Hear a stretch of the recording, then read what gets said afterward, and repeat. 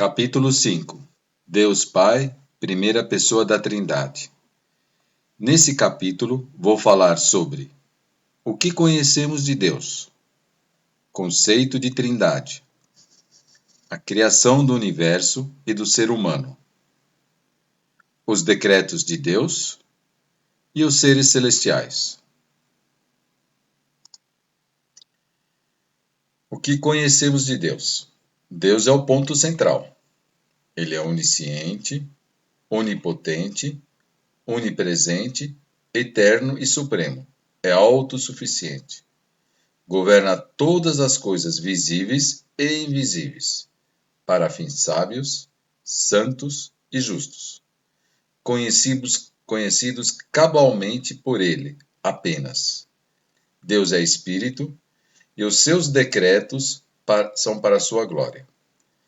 Aqui eu começo a colocar para vocês que essas afirmações que estão aqui, e em todas as outras apresentações que eu vou colocar, temos aqui o livro de Breve Catecismo, o Catecismo Maior e a Confissão de Fé, onde, nesses capítulos que estão aqui, nós vamos ter esses conceitos e mais detalhados dentro dos livros.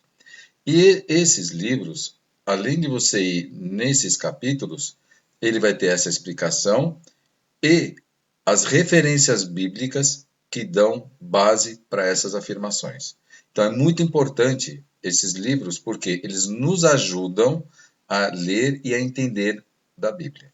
Então é importante nós estarmos sempre tendo esses livros à mão para nós irmos e ver o conceito e a base dele aonde vem, de que lugar da Bíblia que vem isso. Agora vamos falar sobre o conceito de Trindade. Trindade, temos o Pai, o Filho e o Espírito Santo. Pai é o Criador, Filho é o Salvador que encarnou e o Espírito Santo é o regenerador e santificador. Então, nós temos o Filho, que é o Salvador que encarnou. Então, quem é o Filho? É o Jesus Cristo, que ele encarnou, tomou a forma de um servo, que nós somos servos de Deus, então ele tomou a mesma forma de nós, passou pelos mesmos momentos que a gente passa, pelas mesmas sensações, medo, frio, calor, sentir fome, sentir angústia, todo esse sentimento que nós temos, ele também passou por isso. E o Espírito Santo é o que nos regenera e santificador. Ele que nos abre a mente para conhecermos, entendermos da Bíblia e termos o entendimento da obra do Filho. O que Jesus fez de obra. Então, ele que nos remete para o conhecimento da obra de Jesus Cristo. Aí nós vemos depois o que é a criação do universo do ser humano. Deus, ele criou a criação do universo. Ele é o criador pela palavra de Deus. Tudo foi criado, o universo foi criado pela palavra de Deus, a partir do nada absoluto. Então, a partir do nada, Deus criou tudo. Ele é a origem de tudo. Não tem nada anterior a Deus. Ele é o início. Ele é a criação. Ele é tudo nessa vida. A criação do ser humano, homem e mulher, conforme a sua imagem, detalhe, a sua imagem em conhecimento, retidão e santidade. Não a imagem física, porque Deus é espírito, Deus é luz, Deus ele não tem uma imagem física igual a nós, ele é espírito. Então ele nos criou, mas com a imagem dele em conhecimento, retidão e santidade. Todos nós temos isso. Com domínio sobre as criaturas, animais e plantas. Então, nós temos domínio sobre esses seres vivos. Adão e Eva, os nossos primeiros pais, eram sujeitos à mudança. Que mudança que eles tinham? Eles tinham a condição do livre-arbítrio. Então, eles tinham essa condição de livre-arbítrio. Só que um detalhe que precisamos deixar claro. Esse livre-arbítrio que eles tinham era o livre-arbítrio de escolher estar servindo a Deus ou não. Não é o livre-arbítrio que nós conhecemos hoje no nosso dia a dia, que é um livre-arbítrio em que eu tomo decisão se eu vou fazer uma coisa ou não. Se eu vou sair de carro ou vou a pé. Se eu vou comer nesse momento ou vou comer noutra hora. Eu tenho esse livre-arbítrio. Esse livre-arbítrio é diferente do livre-arbítrio bíblico, porque o livre-arbítrio bíblico, ele nos mostra o quê? A decisão que Adão e Eva tiveram em obedecer a Deus ou não. Os únicos seres que tiveram essa condição foram os anjos, Adão e Eva e Jesus Cristo. Hoje nós não temos esse livre-arbítrio de tomarmos a decisão se vamos servir a Deus, glorificar a Deus ou não. Então nós não temos hoje essa possibilidade. O ser humano é uma das criaturas de Deus, e Deus é o Criador. Então nós temos que deixar bem claro isso. Nós somos criaturas, servos de Deus. E Deus é o Criador. Então nós não podemos estar acima do Criador. Nós estamos abaixo, nós estamos servindo ao Criador. Nós temos que obedecer ao Criador, porque Ele é que nos criou. Ele que nos comanda e que nos determina o que devemos fazer, e nós temos que obedecer. A Bíblia é a única verdade suficiente para o ser humano revelada por Deus. Então, nós temos como a Bíblia a única verdade e suficiente, a informação suficiente para nós conhecermos a Deus e saber a vontade de Deus e como seguir a Deus e como glorificar a Deus. Então, essa é a única verdade que nós temos. E um ponto importante que nós consideramos: a Bíblia é a palavra de Deus. Não é que ela contém a palavra de Deus. Então, isso é muito importante ter na nossa cabeça. Tem uma diferença grande em ela ser a palavra de Deus ou conter a palavra de Deus. Se ela é a palavra de Deus, então tudo que está nela é válido. Tudo que está nela é verdade. Tudo que está nela é para nosso enriquecimento do nosso espírito. E se nós considerarmos que a Bíblia contém a palavra de Deus, eu posso suprimir ou acrescentar coisas nela. Então, essa é a diferença que nós temos. Então, nós precisamos ter em mente isso, que a Bíblia é a palavra de Deus. Agora vamos falar um pouquinho sobre os decretos de Deus. Um dos decretos de Deus é amar em primeiro lugar a Deus e em seguida o próximo. Nós temos isso aqui colocado que resume os 10 mandamentos. Se nós vermos os 4 primeiros mandamentos, ele é claro e explícito que devemos que amar em primeiro lugar a Deus. E os outros 6 mandamentos é amar o próximo.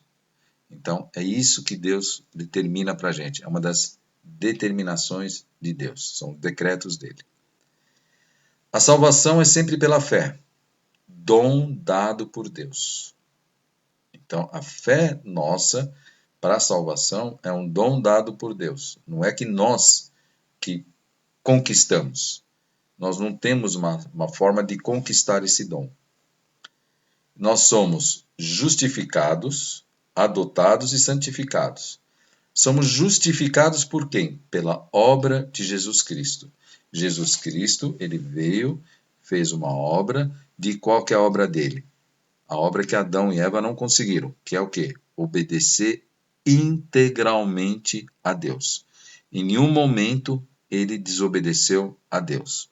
Então, através da morte dele, que ele não deveria morrer, porque ele não pecou, não desobedeceu a Deus, porque o pecado, o preço do pecado é a morte. E Cristo não deveria morrer, mas ele se entregou para a morte. Para quê? Para justificar os nossos pecados. Para justificar os pecados daqueles que Deus escolheu para ficarem junto a ele. Fomos com isso justificados, fomos adotados, tanto é que na oração dominical começamos, a oração que Jesus nos ensinou é Pai Nosso. Então, essa é a nossa adoção. Fomos adotados para ficarmos com Deus. Essa é a adoção. E santificados, na eternidade, estaremos sem pecado. Então, após a nossa morte, estaremos ao lado de Cristo e glorificando a Deus de uma forma santificada, sem mais a possibilidade de pecarmos ou desobedecermos a Deus. Mas hoje nós continuamos em pecado e sujeitos à tentação. Mas mesmo assim, não estamos abandonados, não estamos deixados de lado.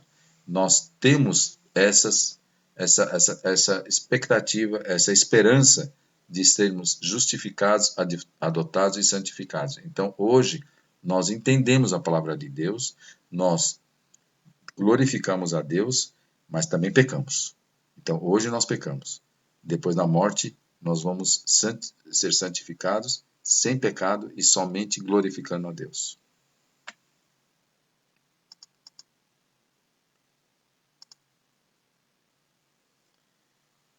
Bom, as coisas encobertas pertencem ao Senhor. Então, as coisas que não foram reveladas na Bíblia não nos pertencem. São coisas que nós não temos condição de entender.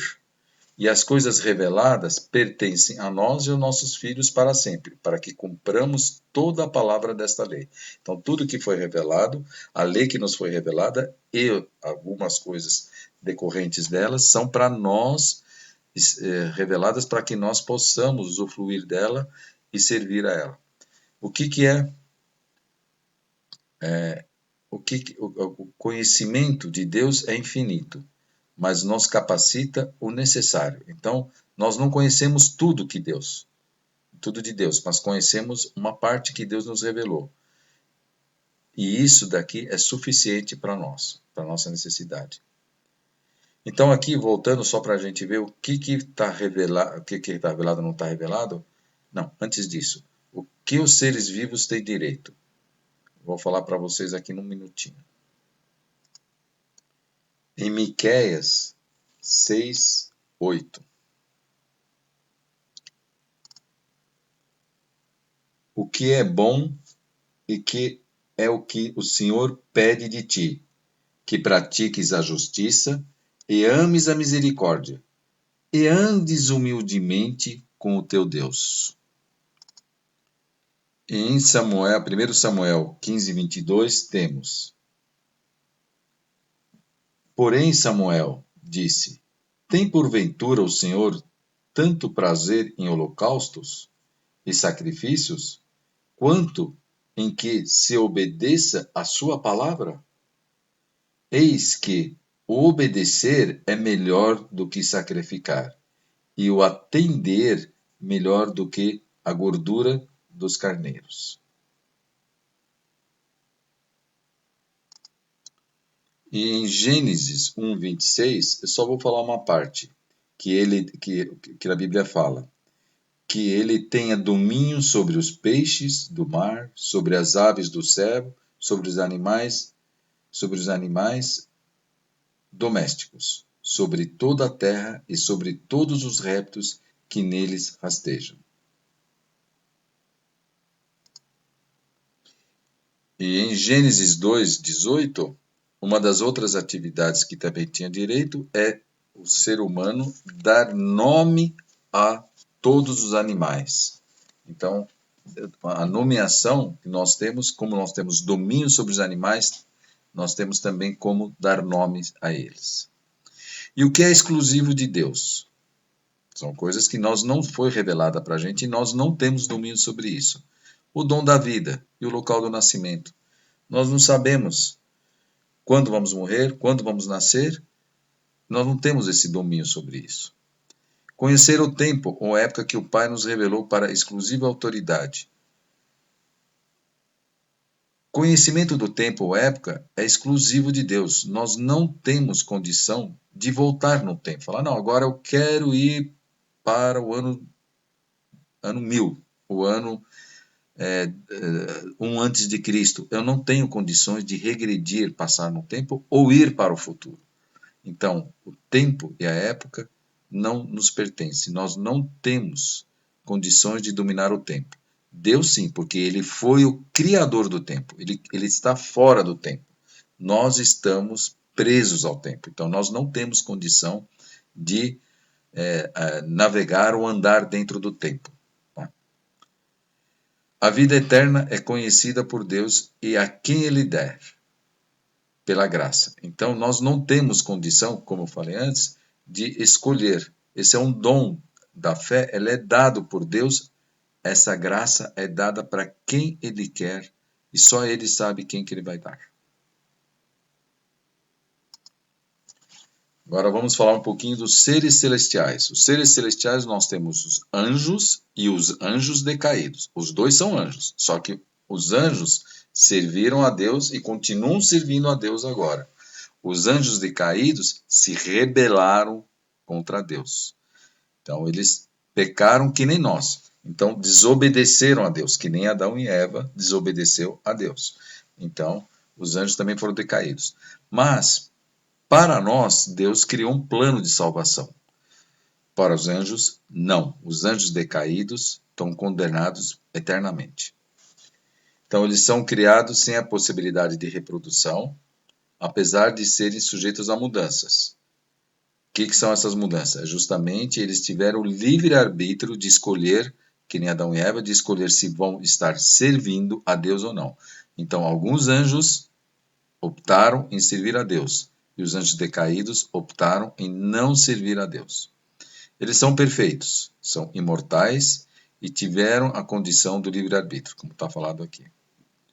Os tipos de anjo que nós temos, dos anjos que nós temos, não dos anjos decaídos. Nós temos arcanjos, querubins e serafins.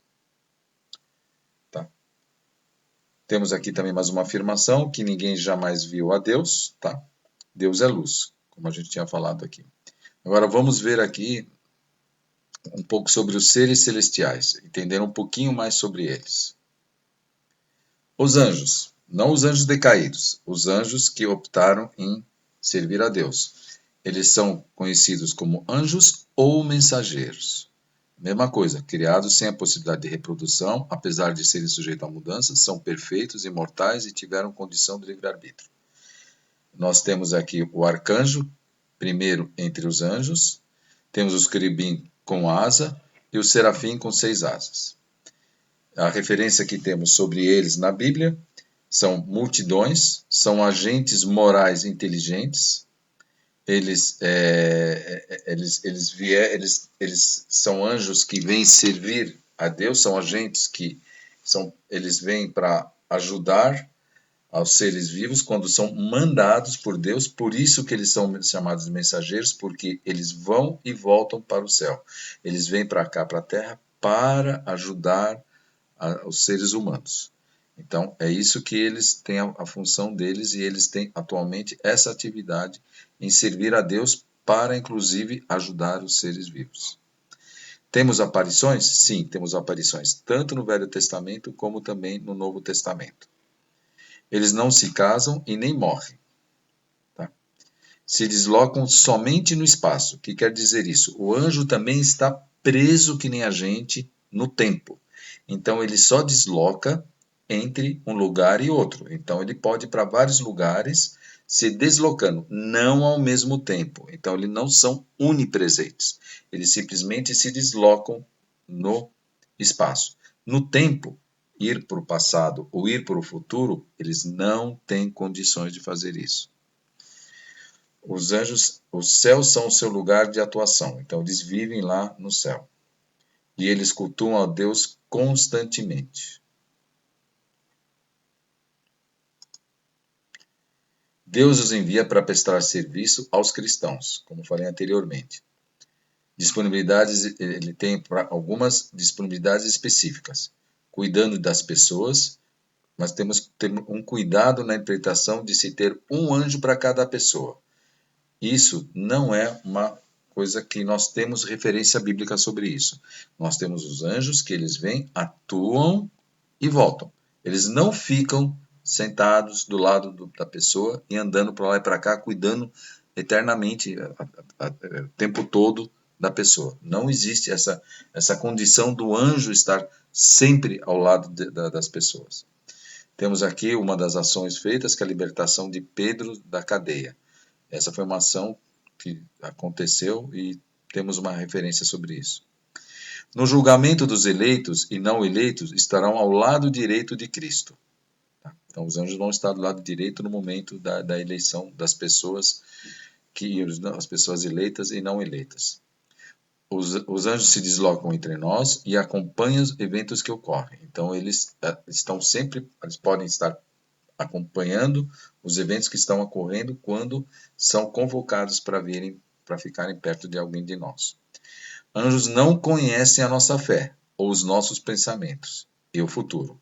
Então, o anjo não entra na nossa mente, não sabe o que a nossa real fé, e ele não consegue ler os nossos pensamentos, tá? E ele também, como eu falei, ele não conhece o futuro, ele não tem noções do que vai acontecer no futuro, tá? O anjo só pode interagir com os seres vivos ou com a natureza somente com a permissão de Deus. Então não existe a possibilidade de um anjo fazer o que ele quer. Ele também é uma criatura de Deus. Então ele também é servo de Deus e esse obedece também a Deus. Agora vamos falar um pouquinho sobre os anjos decaídos, ou também são chamados de demônios. Também é a mesma coisa, eles são idênticos aos outros anjos, criados sem a possibilidade de reprodução, apesar de serem sujeitos a mudanças. A mudança o que é? É eles terem a condição, eles são imortais e tiveram a condição de ter o livre-arbítrio. Então a mudança que eles tiveram é isso, eles mudaram porque eles não respeitaram, não quiseram servir a Deus. Referências. Satanás é um anjo, chefe dos anjos decaídos, e tem acesso a Deus. Chefe dos anjos decaídos é outro nome, expulsos do céu e esperam o juízo final. Então eles não estão no céu, eles estão vagando por aqui na terra e em outros lugares. Além de conhecimento, eles têm força. Então eles podem atuar. Podem interagir com os seres vivos ou com a natureza, somente com a permissão de Deus. Isso é importante. O anjo decaído não pode ficar aí assustando a gente ou fazendo coisa que ele quer sem ter a permissão de Deus. Então, Deus sempre permite que eles podem atuar. Podem provocar doenças físicas e mentais ou tirarem vantagem delas. O que quer dizer isso? Muitas coisas que podem acontecer de doenças ou fenômenos da natureza podem ser feitas pelos anjos decaídos, ou pelos anjos também, por qualquer anjo. Nós temos referências que os anjos também atuaram, tanto os anjos como os anjos decaídos. Mas, algumas vezes, não são ações do anjo, são ações da própria natureza em função das mudanças da natureza que estão acontecendo. Ou as doenças que as pessoas pegam em função do modo de vida da pessoa ou do que nós estamos fazendo. Mas os anjos decaídos aproveitam-se disso para confundir as pessoas. Então é um outro cuidado que precisamos tomar esse cuidado. Eles reconhecem e temem a Cristo. Temos várias referências que mostram que eles sabem quem é Cristo e têm temor dele. Jesus deu o poder de exorcizar em seu nome somente, tá, gente? Ó, vou falar várias vezes, somente aos apóstolos e aos 70. Então, isto foi somente na época em que logo depois da vinda de Cristo, da morte e ressurreição dele. Foi o único período em que nós tivemos exorcismo de anjos decaídos. No Velho Testamento e agora, depois desse período, não temos mais essa ação de anjos decaídos se apossando de corpo de pessoas, ou precisar de uma pessoa ser exorcizada. Então isso já não temos isso nesse momento. Demônios se deslocam entre nós e acompanham eventos que ocorrem. Então eles estão por aí também entre a gente. Demônio também não conhece a nossa fé, nossos pensamentos, nem o nosso futuro. Então eles não têm. O que pode acontecer que um anjo possa estar deduzindo ou prevendo algum futuro. E aí eles podem falar. Por isso que nós temos várias pessoas que se comunicam com o anjo, que dizem que se comunicam com mortos, mas na realidade eles se comunicam com os anjos decaídos. e com isso eles podem prever futuro ou falar alguma coisa. Não temos nenhuma referência bíblica, pelo contrário, temos referência bíblica dizendo que nós não temos comunicação com os mortos, mas com comunicação com anjos decaídos, que eles podem se comunicar com as pessoas, e outros e anjos também se comunicam com as pessoas, mas os anjos decaídos se comunicam para confundir as pessoas. É isso que nós temos na referência na Bíblia. Então a Bíblia nos dá essas referências, por isso que eu estou afirmando isso, tá?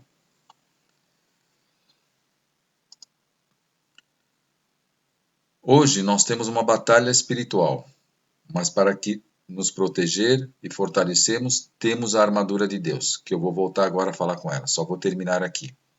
Nomes dados ao líder dos anjos decaídos: Satanás, que é adversário, opositor de Deus e do seu povo; Diabo, que significa acusador, destruidor, tentador, maligno, príncipe desse mundo; Deus, veja que Deus aqui é em minúsculo, Deus desse século. Aí voltamos aqui para ver o que a batalha que nós temos e o que Deus nos forneceu para nós protegermos das ações demoníacas. Então vamos ver aqui a armadura de Deus.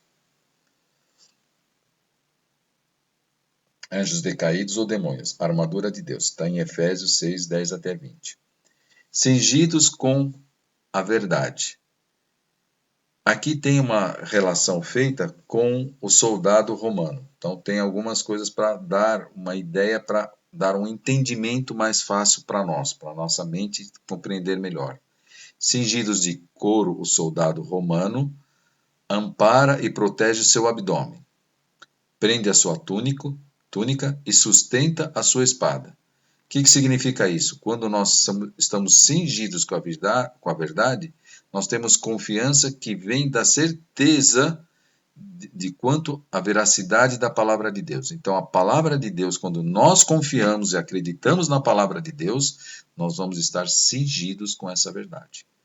E nós vamos ter essa confiança que o soldado romano tem, que ele se sente protegido. Então, nós vamos também ter a mesma sensação de proteção que naquela época o soldado romano tinha. Vestidos com a couraça da justiça. Os crentes vestidos de caráter justo de Cristo, dando confiança para resistir às tentações.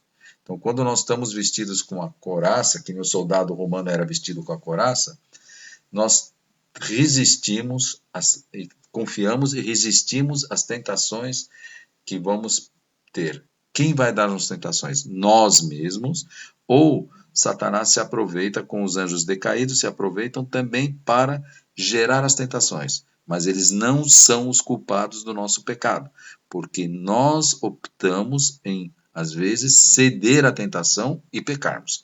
Então, nós somos os culpados do pecado. Não vamos atribuir o pecado aos demônios ou aos anjos decaídos. A responsabilidade é totalmente nossa. Calçai os pés. As sandálias do soldado romano lhe davam estabilidade na batalha. Então, o que nós temos em relação a isso? Crentes estarem preparados para batalhas espirituais, porque nós vamos ter batalhas espirituais, então precisamos ter uma estabilidade e firmeza. O que é isso? Abençoando os que caminham, espalhando a palavra de Deus. O que nós temos que fazer? É uma obrigação nossa também.